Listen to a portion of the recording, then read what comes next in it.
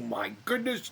Yo, yo, yo, bro. What do you say? What do you know? What's up, everybody? Welcome back to the channel.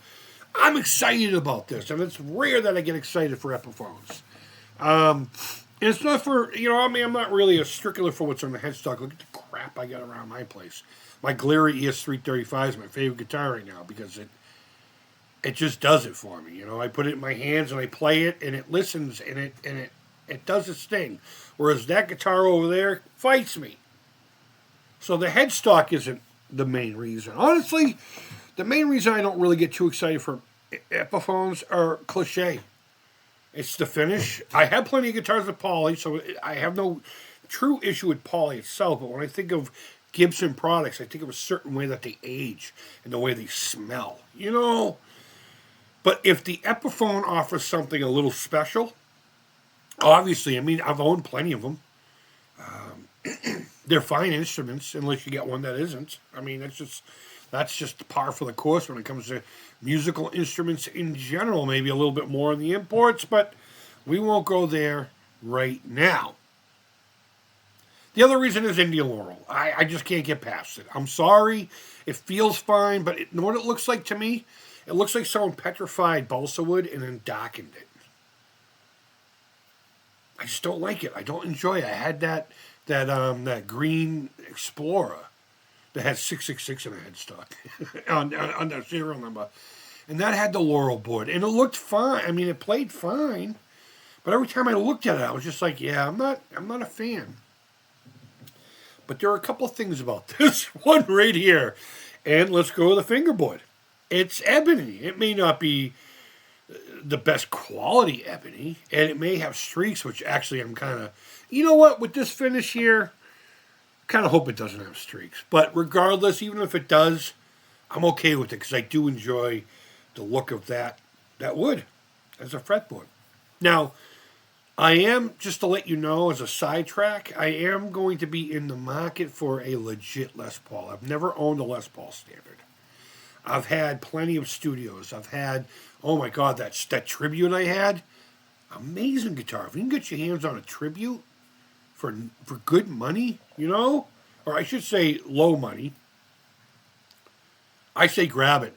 That was probably one of my most favorite playing guitars. Now, I did get rid of it. Though I regret it not being in the house, I don't regret the choice I made because I'm happy with what I ended up doing with the money. It helped fuel a little bit of my Disney trip, the last one that we talked about, and I own a Dark Saber and a couple other really rad things as a result of that sale, and I'm okay with it. I made the choice. I can always do it again. But I actually have an interview today, which for a job I'm sure I have. $26 an hour to start, and then, it bumps up from there. So wish me luck on that. Pretty sure I'm good, but please do. Please, smoke signals, shake your, cut off the heads of chickens. Whatever it is that you do to help people and give them luck and all that stuff, pray. Do the thing for me.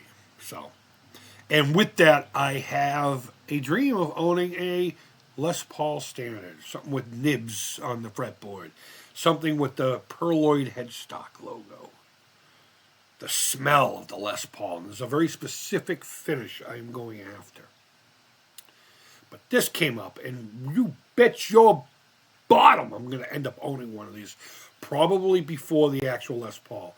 Because actually what I'm thinking about doing is saving up over time. Instead of just buying something from Zounds, which I do have one locked on.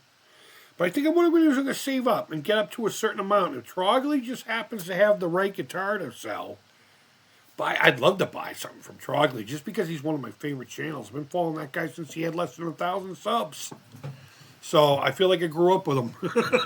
I feel like we're best friends now. So regardless, we are planning on getting a legit Les Paul. I just want one. I want one bad. So. But this, however, this sexy bastard, we will probably have one of these on the radar in the next month or two. If I pull the trigger. And that's another reason why I waited this long to talk about them. They dropped, on Friday, whatever?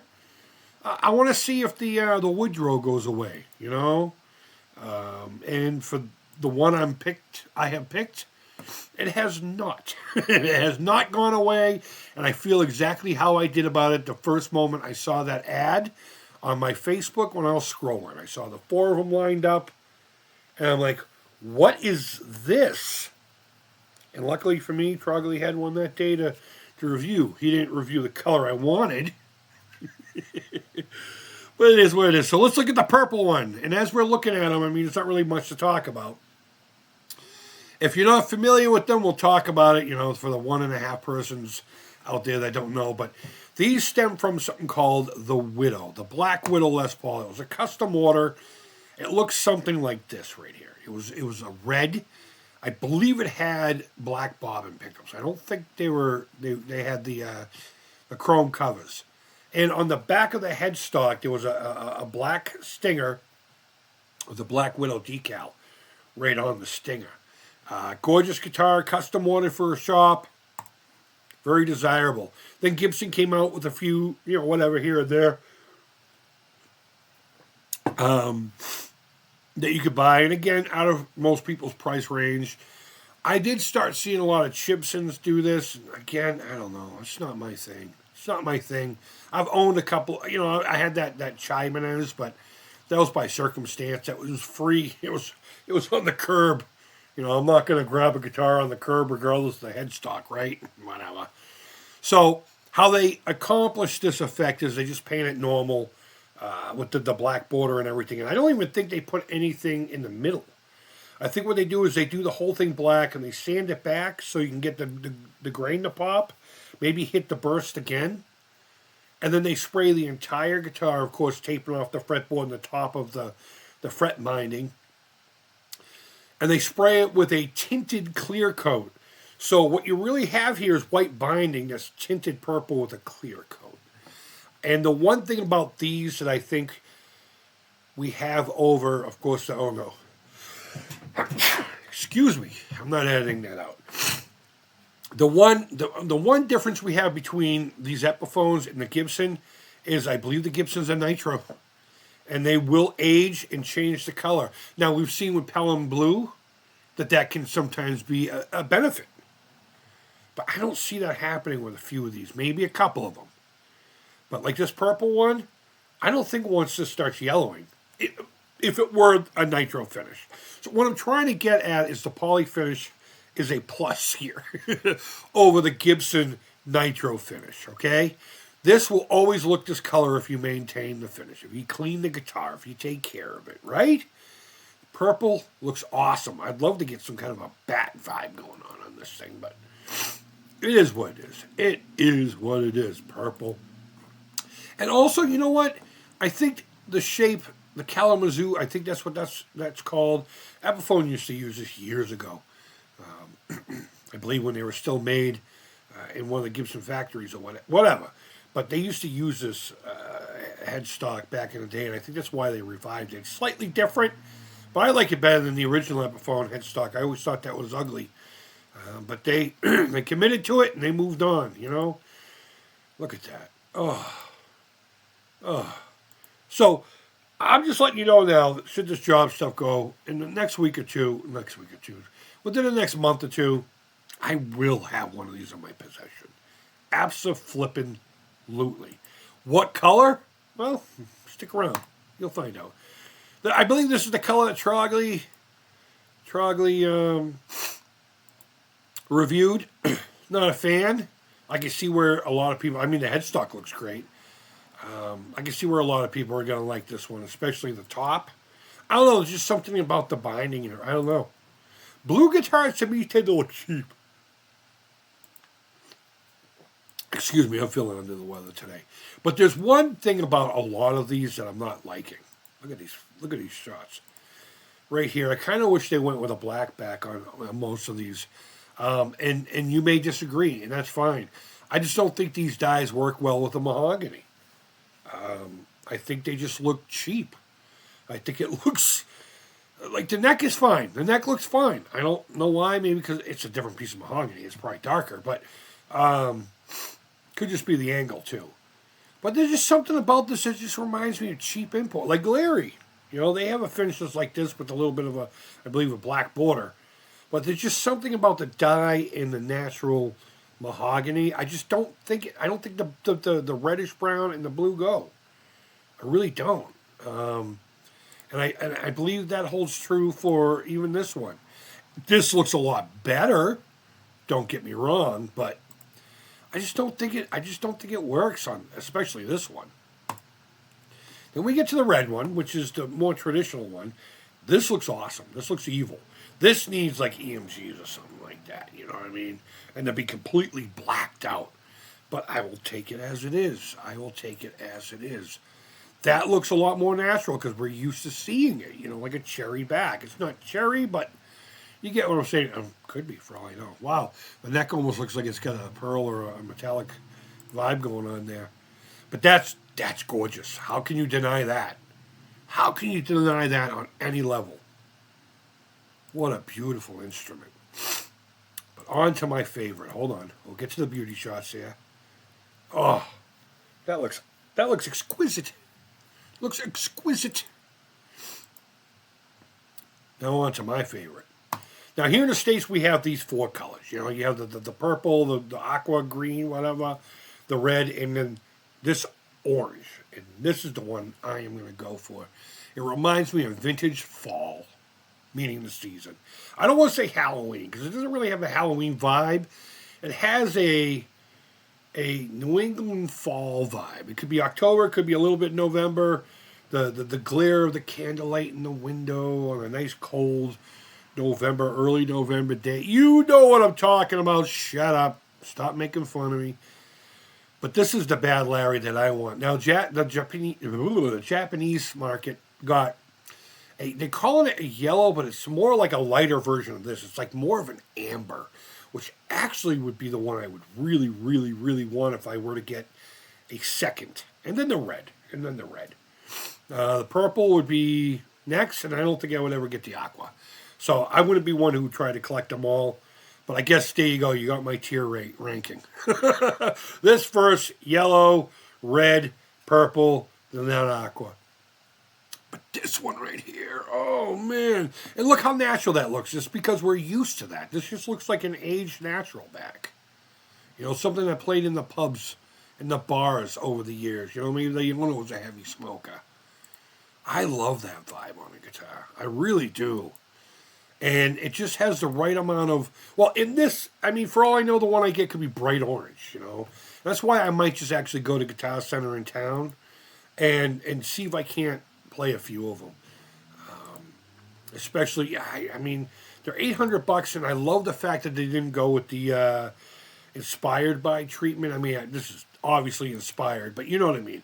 It doesn't have the regular headstock of Gibson and the electronics of, I mean, it still has CTS pots and stuff, but it doesn't have, like, you know, the burst buckers or the custom buckers that are $500 a set and all kinds of crap.